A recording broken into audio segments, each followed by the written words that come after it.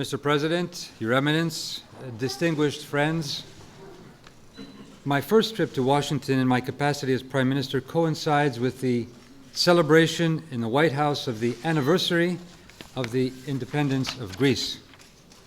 So let me first of all thank President Obama for inviting me here today in order to participate in this commemorative ceremony.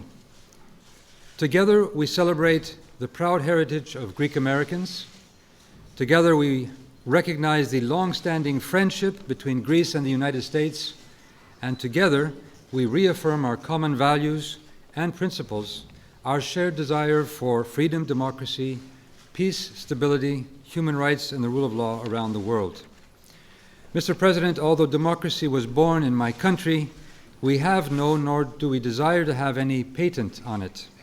The concept of democracy has become part of worldwide heritage, part of a common wealth for all of humanity. We can, and we do, however, feel great pride when democracy flourishes. And your country and your personal journey has inspired, given life to the concept of democracy in today's world. Your country has also been inspired by our common democratic heritage, as Thomas Jefferson, John Adams, James Madison, and all the other founding fathers of this great nation successfully set up a social and political system of which you and your fellow citizens can be proud of. In the same unfaltering way, the first Greeks who aspired to freedom and liberty at the outbreak of the War of Independence in 1821 have in their turn sought and found a noble pattern in the struggle of the American people for their independence. Allow me to pay tribute to those Americans who traveled across the waters to Greece to fight as Philhellenes for our struggle for freedom. Mr. President, I should like to commend in this solemn moment His Eminence Archbishop Demetrios for his commitment to the mission bestowed on him and his very important work as a spiritual leader of the Greek Americans. He is successfully leading the Greek American community to contribute to the prosperity of this great nation. During his years of administration, the primate of the Orthodox Church in America has succeeded in nurturing the Christian faith to the Greek American community by preaching the words of love and justice. The Greek American community is a further and lasting link between our two countries. We are proud, and I'm part of this community, we are proud of their accomplishments in academia, in business and culture and politics. They contribute much to the U.S. and are always a source of innovation and strength as they bring their ideas and aspirations to Greece when they visit our country. And they know very well that though Greece today may be facing problems, it remains a most hospitable country, philoxenia, an ancient concept which holds true for all in Greece today.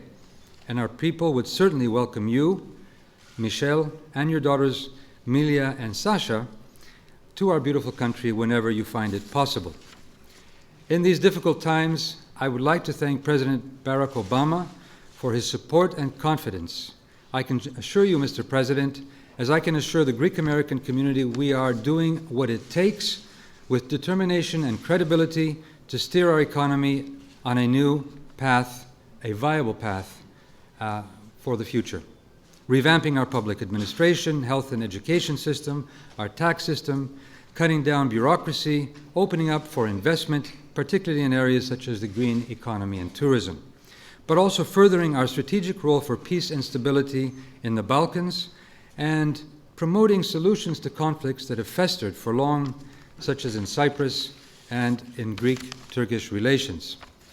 We also appreciate your will to work with us in the European Union to tackle issues such as the rules and regulations in this globalizing economy, making sure that it is a more just world, a more just economy, a more humane world. In that, Mr. President, let me quote, "Injustice anywhere is a threat to justice everywhere," said by Martin Luther King in his famous letter from Birmingham jail. Greece will continue to stand with the United States in our common quest for justice against all forms of tyranny and oppression in order to keep our world a place where it is worth living. Thank you very much, and I now have the honor to invite His Eminence, the Archbishop. Archbishop, it's very nice to be here with you.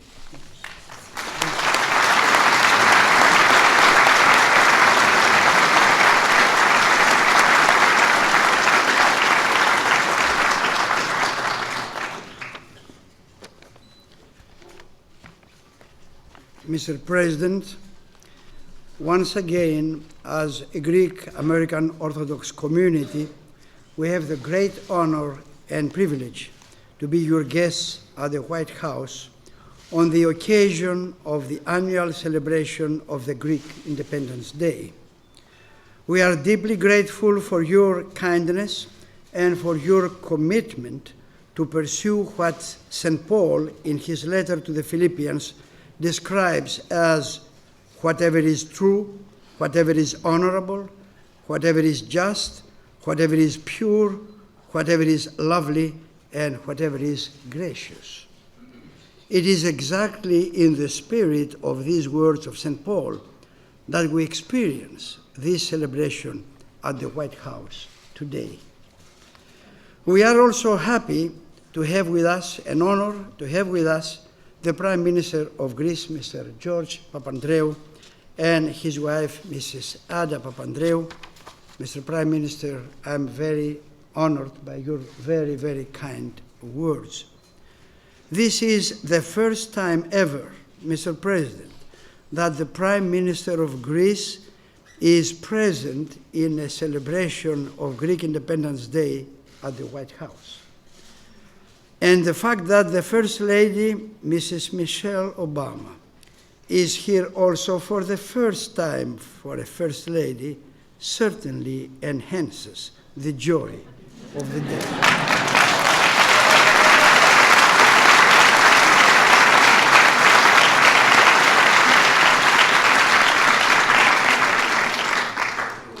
The Greek Revolution and the War for Independence, which started on March 25, 1821, was by all sound criteria a predictably lost cause.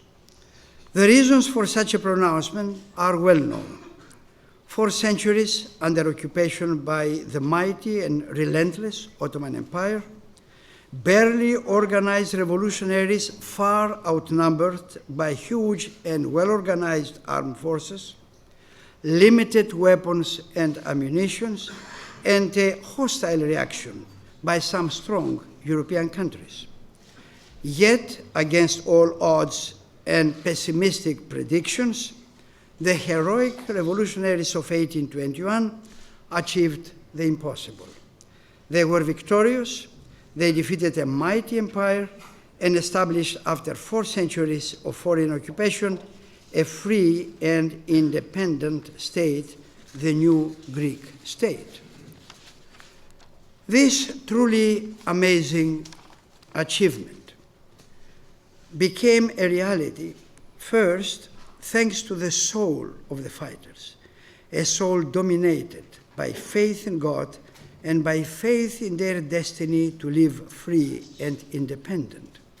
Secondly, thanks to the heart of the fighters, a heart inundated by unusual courage and astonishing fearlessness, even in the face of devastating suffering and death. And thirdly, thanks to the mind of the heroes of 1821, a brilliant mind, which made out of ordinary people extraordinary military tacticians and strategists able to outwit experienced Ottoman military commanders. Souls filled with unwavering faith, hearts filled with enormous courage, and minds shining with brilliance made the impossible possible in the epic of the Great War for Independence in 1821. Today, we pay homage to those heroic fighters of 1821, assisted by Philippines and American fighters too, and we honor their universal legacy for freedom, democracy, and independence. Having the great honor of being their descendants and the distinct privilege to live in this country where freedom and independence constitute absolute values, we feel the need to intensify what we can do in order to assist the efforts for establishing freedom, democracy, and justice for all, even to the ends of the earth.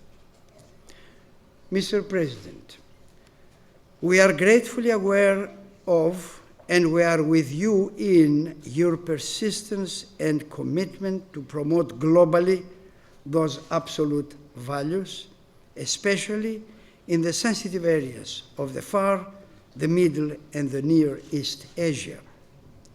We thankfully noted that in the first year of your presidency, you have repeatedly shown your specific advocacy of the same values in the case of our ecumenical patriarchate, strongly defending its God-given right to religious freedom.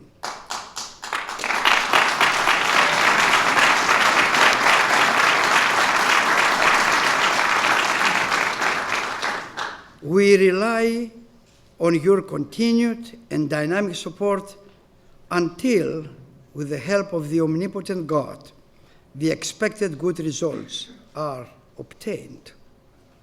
We also repeat our plea expressed to you in last year's celebration for your needed intervention in the still pending issues of the unification of Cyprus and of the appropriate name for the former Yugoslav Republic of Macedonia.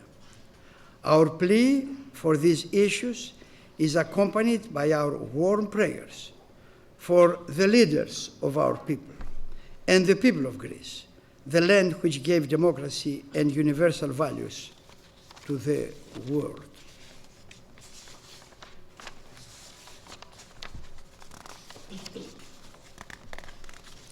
Sorry about that. I'm missing a page. Let me help you out. No, I have. Right here. It's stuck there. Thank you. It's hard when you're carrying a stuff. That would be part of the celebration. Mr. President, on this occasion of celebration of the Greek Independence Day at the White House, we boldly declare that we count on your strong support. We also firmly assure you that you can count on our support in your noble efforts for promoting freedom, justice, and peace throughout the suffering areas of our planet. And you can definitely count on our warm prayers for you personally and your beloved family and for this blessed land of America, the champion of democracy.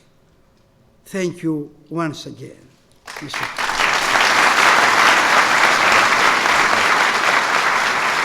Thank you. Thank you, everybody. Thank you. Thank you. Thank you. Thank you so much. Well, good evening, everybody, and welcome to the White House. I can't imagine a better way to celebrate the independence of Greece than with the Prime Minister of Greece. So, Prime Minister Papandreou, to your lovely wife, Ms. Papandreou, we are honored by your presence here today. And we are pleased that you were able to bring your extraordinary delegation from Athens. Now, like his father and his grandfather before him, the Prime Minister is leading Greece through challenging times. But as I told him during our meeting in the Oval Office today, whether in good times or in bad times, the people of Greece will always have a friend and a partner in the United States of America.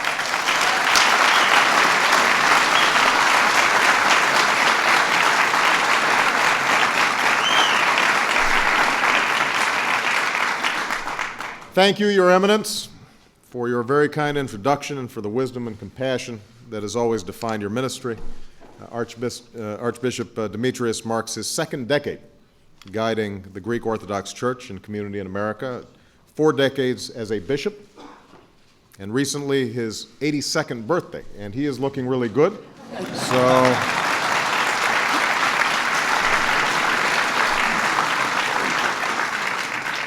I need to find out what he's eating. Last year, His Eminence tried to compare me with Alexander the Great. I thought this would get me more respect from Michelle and the girls. It did not. They reminded me instead that Greek literature is full of very strong women.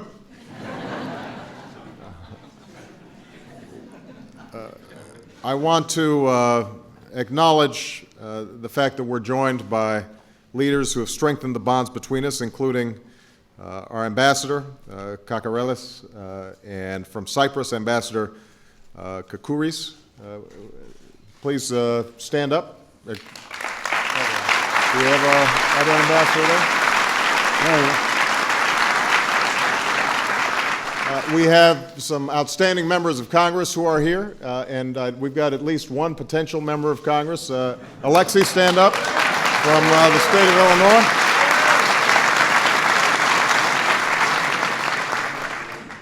We've got, in fact, in addition to Alexei, we've got a lot of Greek-American friends here who've been great friends and supporters of mine, including folks here from Chicago.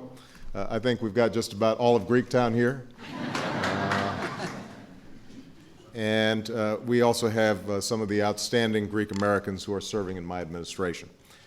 Now, Greek Independence Day isn't for another few weeks, but I'll be on a trip to Asia, so I appreciate you coming early. Not that Greeks have ever needed an excuse to celebrate, let's face it. But on that day, we'll remember how 189 years ago, another bishop stood up in a monastery in the mountains, raised the Greek flag, declared independence, and began the struggle to restore democracy to its birthplace. But on that day, we'll not only celebrate a singular moment in time, we'll be reminded of the spirit that has defined Greece and its people for all time. There's a concept that captures it, and it doesn't translate easily. It doesn't really have an equivalent in English, but it's a virtue that all of you know well because it's the very essence of being Greek, and you will forgive me if my pronunciation is just so-so. Philotimo, right? Literally, philotimo. Literally, it translates as love of honor. I love that concept, love of honor. But of course, it means much more than that. It's a sense of love to family, and to community, and to country. The notion that what we're here on this earth to do is to be all in this together. We all have obligations to each other and to work together. And so it was that the democratic example of a small group of city-states more than 2,000 years ago could inspire the founding generation of this country, that led one early American to imagine that the days of Greece may be revived in the woods of America. It's the sense of nobility and morality written in the pages of those timeless Greek texts, which have instructed students and tormented them down the ages in every corner of the world. Indeed, when I was living in Indonesia as a child, when my mother would wake me up early in the morning to teach me, among the books that she used to pull off the shelf were the legends of Greek mythology. Philotimo. It's a sense of right and wrong and a duty to do what's right. And so 189 years ago, Americans of Greek origin crossed the oceans and fought for Greek independence. Greek Americans, in turn, served and fought to preserve our union. And through 2 world wars and a long Cold War, America stood with our Greek allies and friends. And since the Prime Minister is here, let me acknowledge Greece's efforts to extend this security and stability in our time toward a just and final settlement in Cyprus, fully integrating the Balkans into Europe, and the Prime Minister's personal work to improve relations with Turkey. We thank you for your leadership.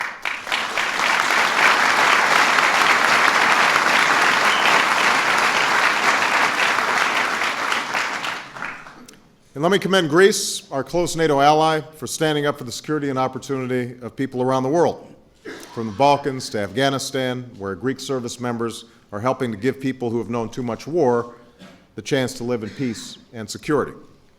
This solidarity continues today, whether it's the close counterterrorism efforts between our governments or the deep partnerships between our people.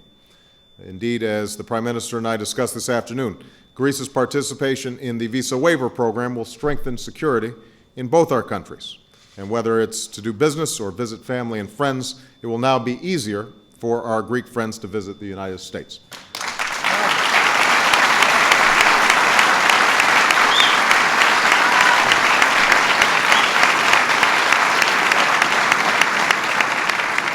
And Philotimo has a sense of dignity and respect as well. It's the determination that has driven generations of Greek Americans, like those here tonight, to struggle and sacrifice for the same things that all Americans want: to pursue our dreams, to realize our God-given potential, and to give our children an even better life.